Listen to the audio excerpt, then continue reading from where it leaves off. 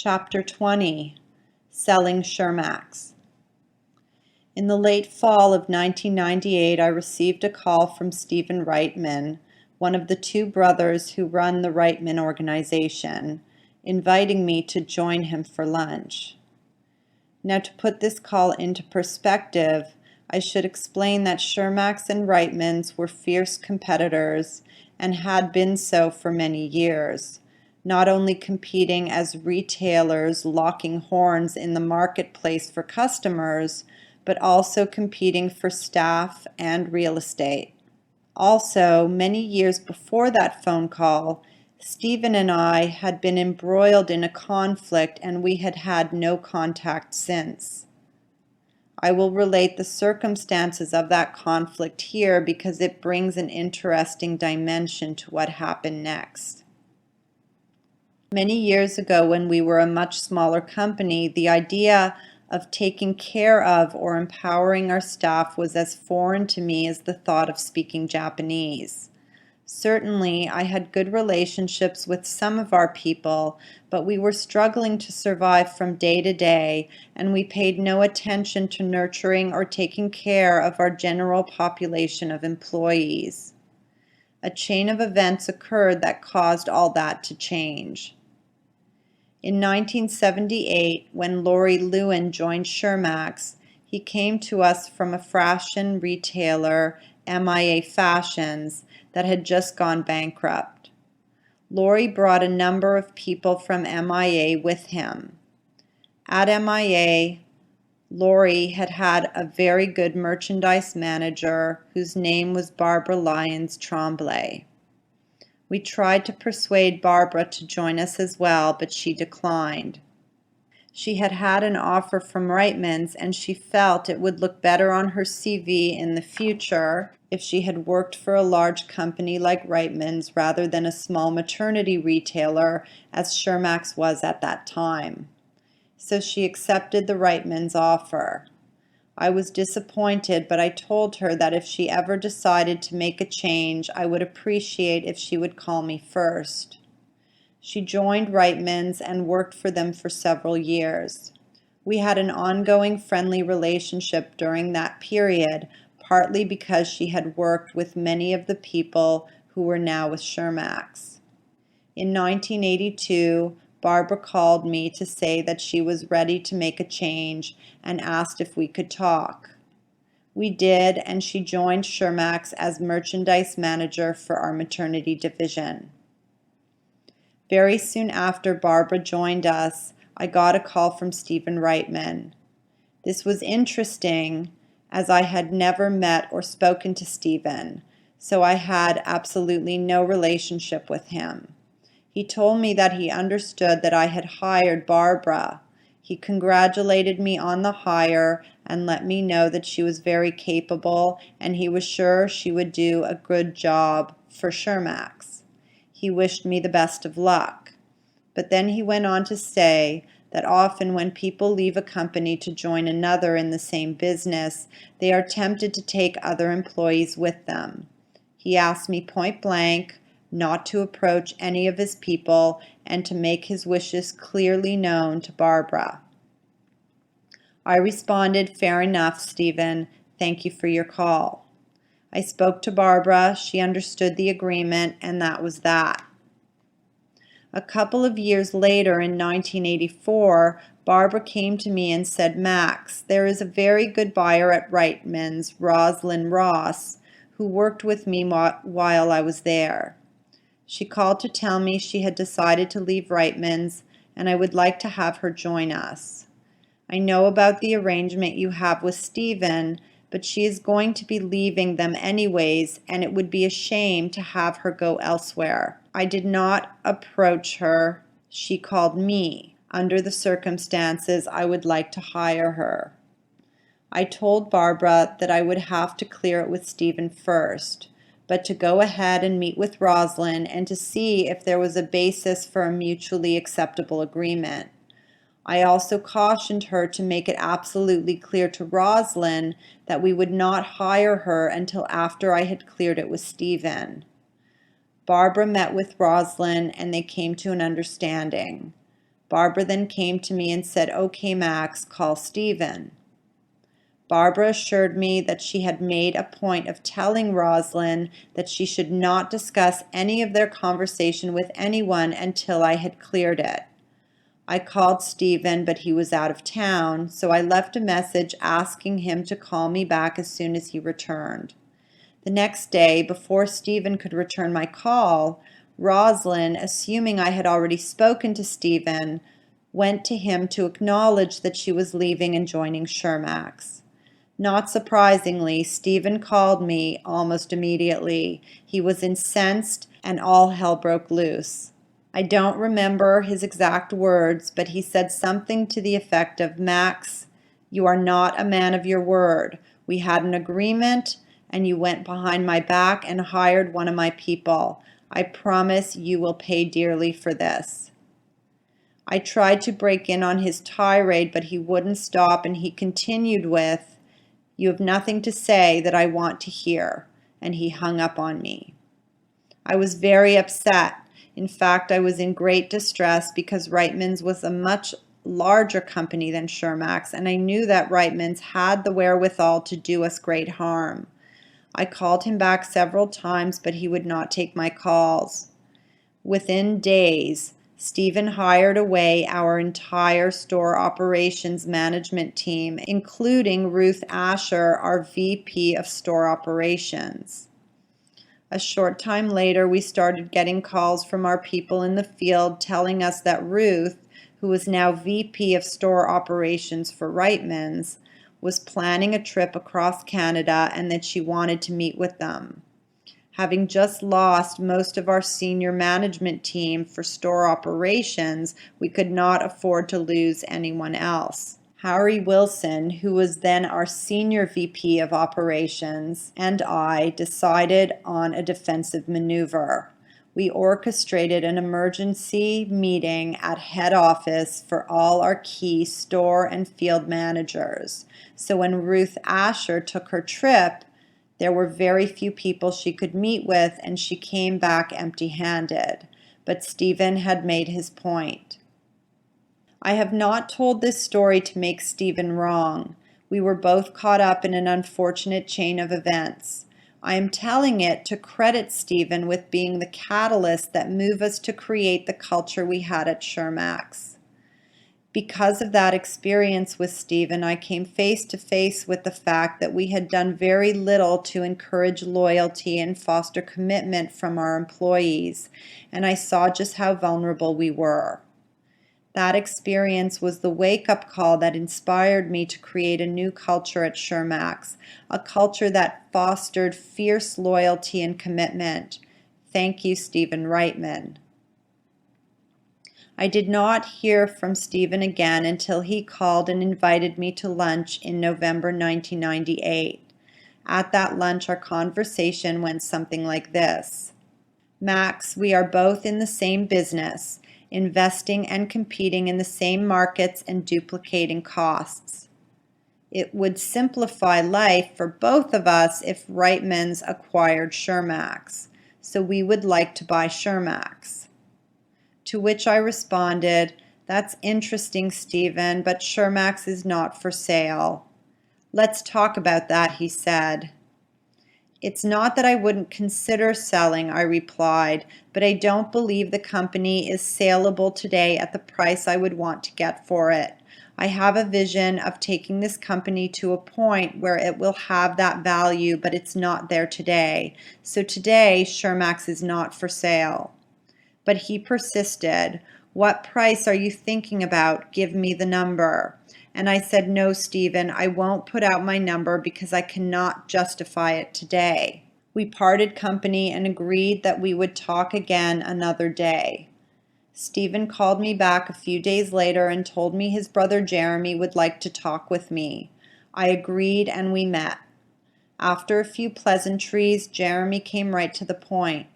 Our conversation went approximately as follows. "Put your number on the table. Jeremy, I cannot justify the price I want at this time." "Put your number on the table." "Okay, The number I'm looking at is $5.50 a share. You're right, it's not worth that. Thank you." And that was that. Although Reitman's was a logical buyer for Shirmax, they had a history of always looking for bargains, and I was sure that Shirmax would never meet their criterion for a bargain. So I pretty well wrote them off as ever becoming a serious buyer. My strategy was to build a business that would appeal to a potential U.S. buyer. I believed that the greatest value would be to an American company who would use Shirmax to enter the Canadian marketplace and who could also take our business concepts and expand them into the United States. No Canadian buyer could take our concepts into the U.S. market as readily as an American company that was already established in that market. As far as I was concerned, our target buyer was a U.S. fashion retailer. For the next 4 years, Shirmax continued to do well. We were building a business that I was very proud of, and we were becoming more and more profitable. I was confident I would eventually be able to say to a prospective buyer, "This business is worth what I want for it and a lot more." We stayed the course. We built the Additionelle fashion outlet division to complement our established Additionelle operation, and that added further value to the company. In the meantime, my brother Alex and John Swidler, acting as intermediaries, kept an informal dialogue going with Reitmans.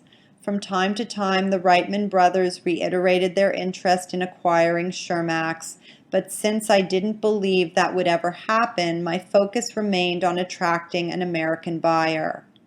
At some point in the year 2000, at one of our board meetings, the number of $4.50 a share came up during a discussion in connection with Reitmans. I'm not sure if it came from Reitmans or if it was just speculation on our part. In any case, I found myself under tremendous pressure from my mentors and the Shirmax board to consider the possibility of selling, perhaps not at $4.50, but maybe at $5 a share. I refused. I was adamant. I said no.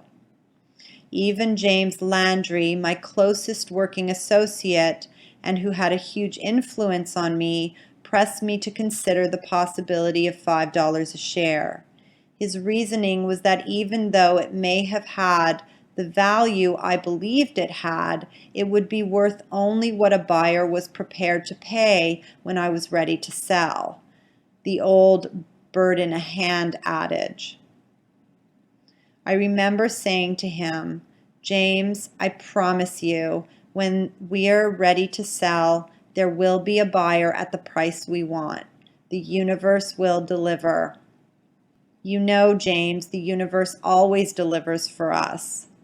All we have to do is put our intention on the result we want and stay focused on that result. When the time is right and we are ready, I promise you a buyer will show up. The universe will deliver.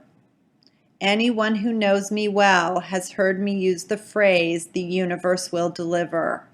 For me, this is a very empowering concept I embrace and use in all aspects of my life.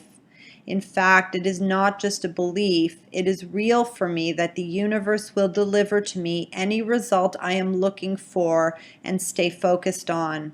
I have complete trust that the universe will deliver for me, and it has been my experience that it does. About 20 years ago, I began to notice that every time I intended to have something happen, that is, every time I focused on a specific objective, information and/or help came my way to facilitate achieving that objective. I noticed that this happened over and over again, and I wondered whether I was really that lucky. Were these coincidences that consistently stacked up in my favor, or were they other examples of my guardian angel being there for me? While I was considering these questions, I had several experiences that made me realize that the universe delivering for me had nothing to do with luck or coincidence or guardian angels. It had simply to do with how the universe works. When I first began to understand the concept of the universe delivering, I knew what that meant for me, but I was still very careful with whom I used the expression because I could not easily explain how and why it worked. I was concerned that it made me sound off the wall and mystical, and that it called my credibility into question. Today, however, I use the expression freely because I understand how and why it works, and that it is not at all mystical. To explain, it is perhaps easiest to cite an example. A trip to India. In the late 80s, stemming from a conversation I had with my daughter Rochelle, I started to understand how the universe delivers. Rochelle and I have always had a special rapport. When she was in her late teens, she thought she would like to go to India and spend time in the mountains there with a guru. She told me she would love to have me go with her and share that adventure and experience. The idea intrigued me, but I could not go with her at the time because I was deeply involved in my business. However, I told her that it was something I would very much like to do and that we would go to India together as soon as I could free myself up. The following evening, Shirley and I went to a movie with another couple. The four of us were deep in conversation while we waited in line for the ticket booth to open. While we were chatting, my ears picked up a conversation between two young men standing behind us. One of them had just come back from India after spending 3 months in the mountains with a guru. I turned around and said to him, "Excuse me, but I could not help but overhear you say that you had just come back from studying with a guru in India. I am very interested in doing the same thing, and I would like to talk to you about your trip. Would you mind giving me your phone number so I can get in touch with you?" He gave me his number. The significance of the incident did not really register with me immediately, but when I got home that evening, I had time to think about it, and I wondered, how is it possible? 2 days ago, the idea of a trip to India was nowhere in my mind, but tonight, 24 hours after having my conversation with Rochelle, I find myself standing next to a total stranger who has just come back from India and who could give me information I needed. I had difficulty explaining how or why the incident happened. First, I told myself that I was very lucky and that the encounter was just coincidence. But I rejected that idea because incidents like this, where I put my intention on something and voila, it's delivered, have happened to me many times before. There had to be an explanation. Eventually, I realized there was a pattern to these apparent coincidences. They always began with a clear intention I was focused on or a declaration I made. In this case, my focus was to go to India, and the information I would need was made available to me just like that. Why did that happen? How did that happen? How could I explain it? From pondering these questions, I began to understand how the concept of the universe will deliver works. I saw that it was not a matter of luck or coincidence. Rather, there was a sea of unlimited information swirling around us all the time. That information is always there, but we don't notice it. In fact, we're not even aware of its existence. But when we put our intention and focus on something, it's as though we put up an antenna or throw out a hook, looking to snag information that supports our intention. Sooner or later, that information shows up, and because we are now conscious of it, we hook in and reel it in. So those two young men who were standing in the line behind us were going to be there having their conversation, whether I was there or not, or whether I was interested or not. Had I not had my conversation with Rochelle the day before about going to India, I would not have overheard them. The conversation would have been there regardless, but it would have had no relevance to me. It would not have existed for me. It was only because I had declared my intention that my ears perked up when I heard the word India, and I hooked on to that bit of conversation out of all other bits and pieces of information that were swirling around me at the time. So information or help is always available to us or will become available. All we have to do is stay focused on our intention and the universe will deliver. Perhaps not immediately, but certainly when the time is appropriate. That is simply the way the universe works. Now, despite making this case, I must say I cannot prove categorically that it is so. Nonetheless, I know it works for me. I believe it works for me because I am confident it will. I expect it, I trust that it will, and I am conscious of it when it does. I have often asked myself why it is that the universe appears to deliver me so much more often than it appears to deliver for others. Again, my answer is simple. It does not. The universe can and does deliver for everyone. I believe it is just that I am more conscious of it than most people. All it requires is that we be aware that it is available, that we be open to it, have confidence in it, expect it, and take notice of it when it does deliver. The lost wallet. Another example of the universe delivering for me is rather amusing now, but it certainly wasn't amusing at the time. After Rochelle moved to Toronto and met Paul Gold, they eventually became engaged and we started making wedding plans. Paul's parents, who live in Toronto, suggested that the four of them come to Montreal to help plan the wedding.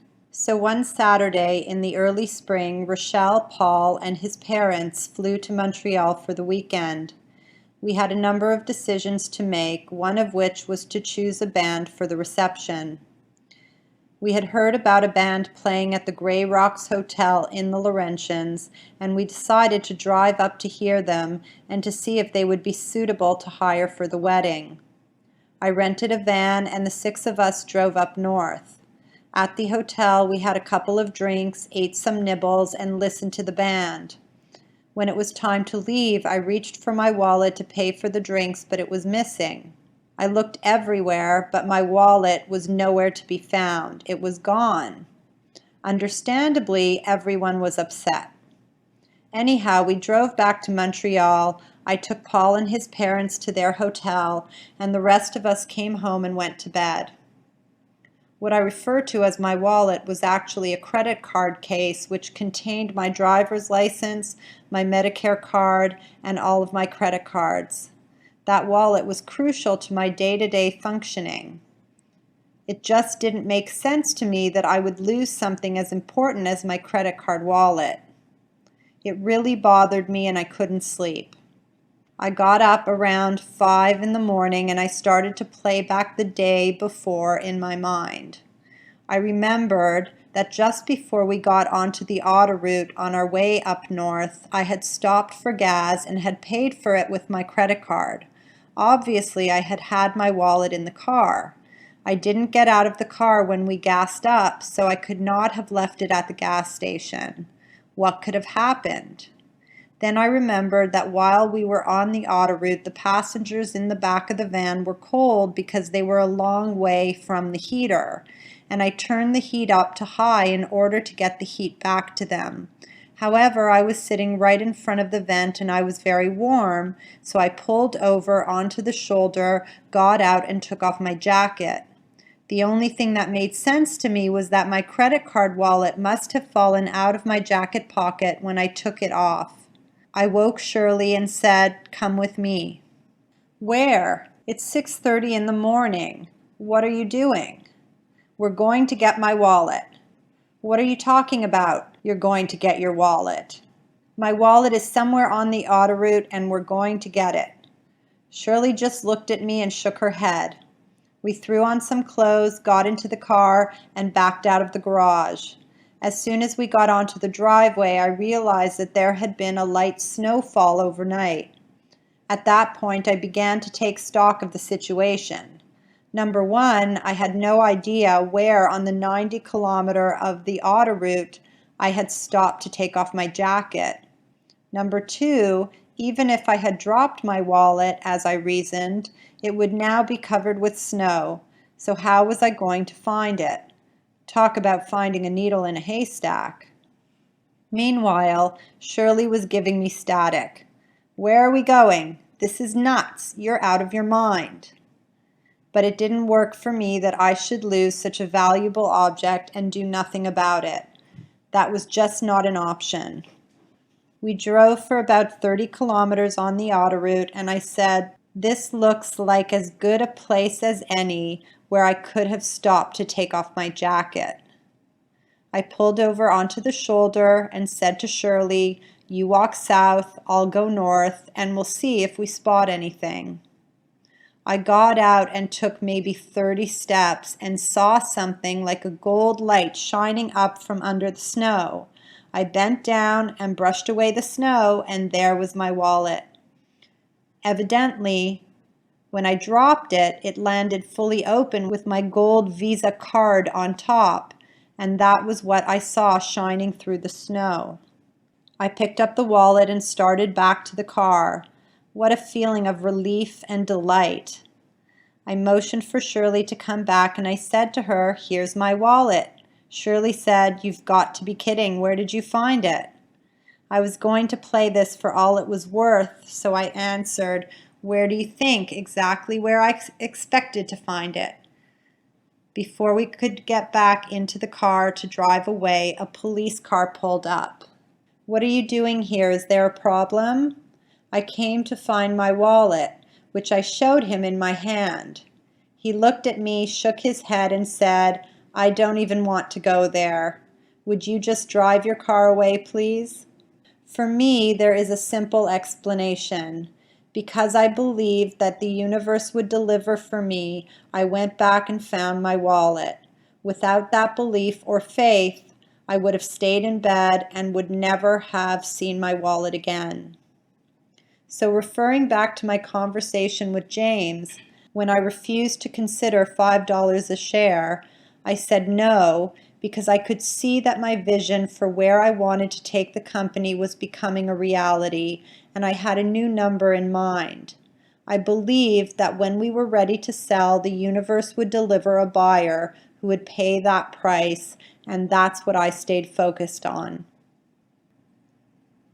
Time to sell. I continued to say no, no, no until the end of 2001, when I decided that the time had come to put the company on the market. My vision for where I wanted to take the company had become a reality. I believed that our two retail concepts of maternity and plus sizes were now ready to compete successfully in markets outside Canada and North America. Shirmax was a well-oiled machine that was running smoothly. We were profitable, and there was great future potential. We had an effective infrastructure with an incredible team capable of managing not only our ongoing operations, but also a much larger operation.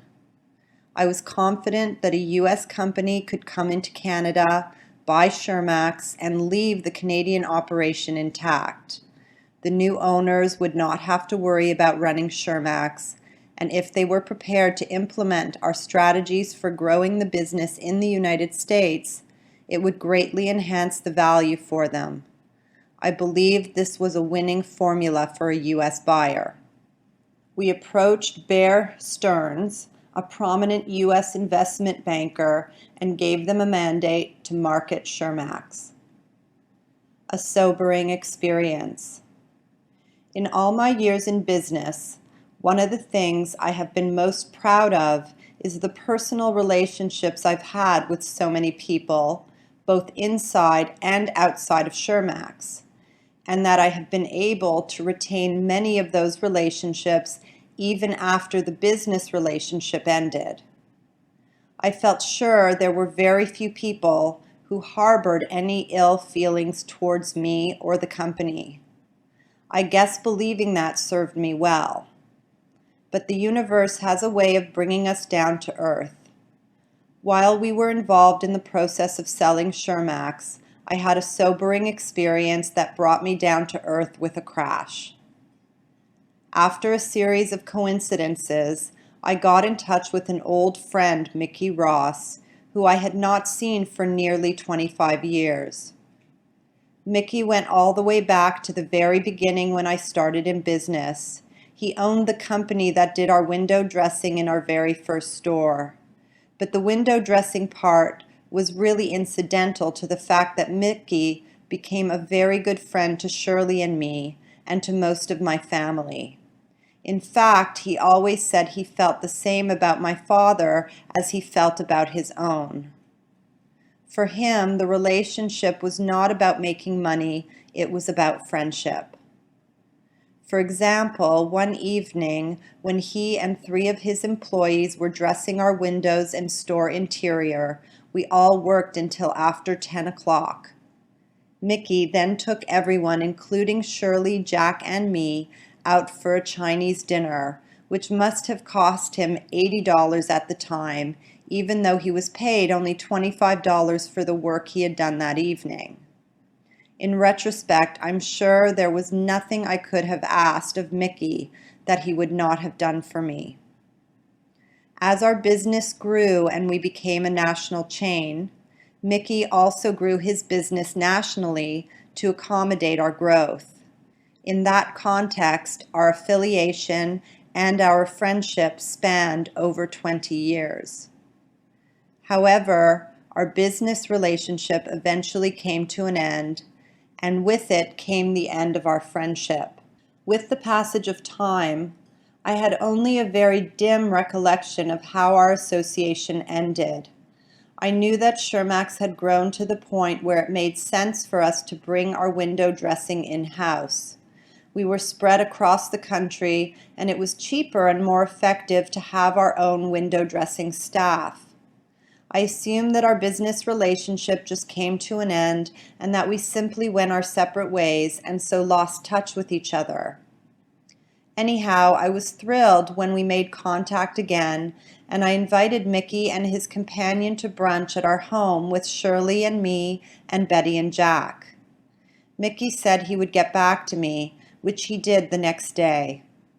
He declined my invitation to brunch, but suggested that he and I go out for lunch alone.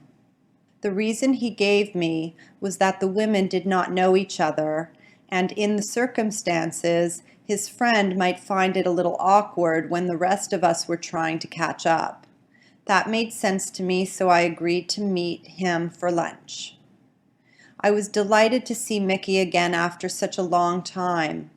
When we met, I wanted to give him a hug, but he turned away my advance.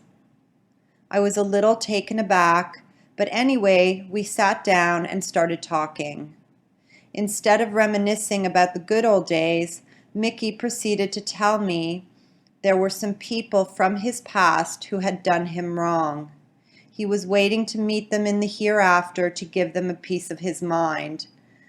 And of all the people he was waiting to meet on the other side, he most wanted to meet Max Konigsberg so he could tell him what he thought of him. He then proceeded to tell me how badly I hurt him, and that he had been carrying a personal grudge against me for more than 25 years. I was shocked and embarrassed by what he told me, because until that moment I had no idea that I had hurt him, or that he had been living with such a bitterness and anger towards me. Apparently what had happened was that Harry Wilson, our Vice President of Operations, who was responsible for merchandise presentation, decided that it was no longer viable for us to use outside services and that we should bring window dressing in-house. Unquestionably, I would have agreed to that. So when Harry informed Mickey that we no longer required his services, Mickey asked, "Did you hire me?" "No." "Who hired me?" "Max did." "Okay, if Max hired me, let Max fire me." So I was called in and I said to Mickey, "I am not responsible for this department anymore. It is Harry's area of responsibility and I support his decision." Clearly, I copped out of my responsibility to Mickey as a friend. I took the easy way out by passing the buck to Harry. Not only did my action hurt him personally, that a friend could do that to him, it also hurt him financially because he was stuck with the national infrastructure he had built to service us and all the costs related to it without any revenues to offset them. I knew that Mickey had put an infrastructure together to take care of our account, but until our luncheon meeting, I had never considered the implications or the consequences to him of our taking our account away from him. I have no excuse for inflicting such harm on a valued friend and supplier. Mickey had always been a true and loyal friend, and he had done nothing to deserve such treatment. Had I faced the issue directly with Mickey at the time, I am sure we would have made an arrangement that would have been more acceptable or at least less damaging to him and his organization. I sat across from Mickey, embarrassed and completely ashamed that I could have allowed that to happen. I acknowledged that no amount of my saying I'm sorry was enough to excuse what had happened. What I did was inexcusable, and I hoped that he could forgive me. Thankfully, I had the opportunity to apologize to Mickey. My sense is that we put the whole episode behind us, and once again, Mickey and I have an ongoing relationship. As a result of that humbling experience, I now realize that there may well be others out there who have an axe to grind with me or with their Shirmax experience. So to whomever they may be, I apologize. The sale. Because of the open communication we had at Shirmax, everyone in the company knew that we were trying to build an organization that could expand into the United States, and that it was my intention either to try to sell Shirmax outright or to merge, preferably with a U.S. company. In fact, I had declared that intention in my addresses to shareholders at the last 3 Shirmax annual meetings. So it came as no surprise to anyone when we gave Bear Stearns their mandate. Before proceeding with Bear Stearns, however, my brother Alex and John Swidler spoke to Reitmans, told them what we were planning, and suggested that before Shirmax signed a costly contract with Bear Stearns, Reitmans might want to come to the table. But Reitmans declined. So we signed an agreement with Bear Stearns, and they prepared a blue book, a document designed to promote and market the sale of the company. Shortly after, Bear Stearns sent out the blue book to a select group of prospective buyers, inviting their interest. Reitmans came back and asked us to put a hold on the Bear Stearns proceedings. They wanted an exclusive option for a short period of time to take a serious look at Shirmax and to come up with an offer. I agreed. In light of the possibility of a quick sale without the emotional turmoil of an auction and keeping the company Canadian, even though I might have got more from a U.S. company, I decided to accept $7 a share. Great value. I told Alex and John to tell Reitmans that the price was $7 a share, non-negotiable. Reitmans did their due diligence and without any further discussion about the price, came back to us and said, "We're on. We're willing to pay $7 a share." And so it was that Shirmax was sold. I got the price I wanted, and I think that Reitmans got a great deal. In fact, it was a good deal for both of us. It is my belief that this was a marriage made in heaven for Reitmans because it put them in a position to realize tremendous synergies and economies of scale for their acquisition. So by acquiring Shirmax, Reitmans was in a position to manage their new organization so that both businesses were properly focused and would not step on each other's toes. From my perspective, this entire episode, starting with my luncheon with Stephen right up to the actual sale, all supported my belief that the universe will deliver. I had put out my intention to sell at my price. I stayed focused on that outcome, and the universe delivered. I must also acknowledge my guardian angel for manipulating the many events and circumstances that resulted in the sale. Thank you again, guardian angel.